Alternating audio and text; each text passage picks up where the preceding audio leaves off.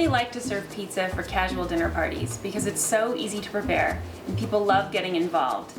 They can roll their own dough out or put toppings on themselves and decide what their favorite combination is, and even kids love to get involved. It's actually quite easy to make dough from scratch with a little planning. You can also just go to your local pizzeria and ask if you can buy a few lumps of dough.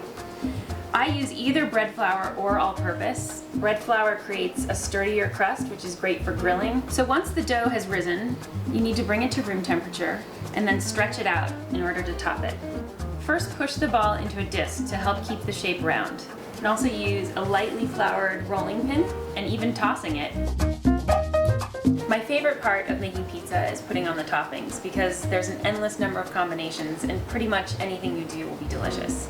The one key though is to not overload the pizza with too many toppings because it'll get too wet and the dough won't crisp up properly. Put the pizza on whatever you're using to put it into the oven or onto the grill and give it a little dusting of semolina flour. This way the dough will slide right off. Brush it with olive oil. Today we're using one of my favorite cheeses, which is buffalo milk mozzarella. It's a beautiful, tender cheese, and I'm just going to tear it right on top of the pizza. Today we're not going to use any sauce. I'm just going to put the cheese directly on top of the dough. Not too much. This is a really wet cheese, so you do have to be careful. Let's put some tomatoes and lay a few pieces of sopressata across the top. Now let's get this pizza in the oven.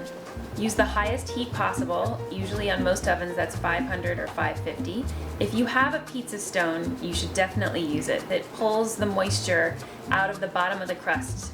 I've cooked this pizza for 7 to 9 minutes, and to tell if it's done, you want the toppings bubbling and parts of the crust golden brown. There's a variety of more toppings that you can add that are fresh.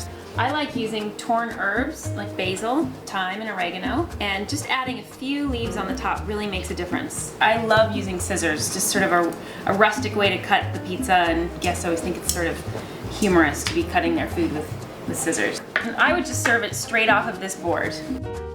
What makes a good pizza? A crispy crust, a balance of toppings to dough so that it doesn't get too moist, and high quality ingredients.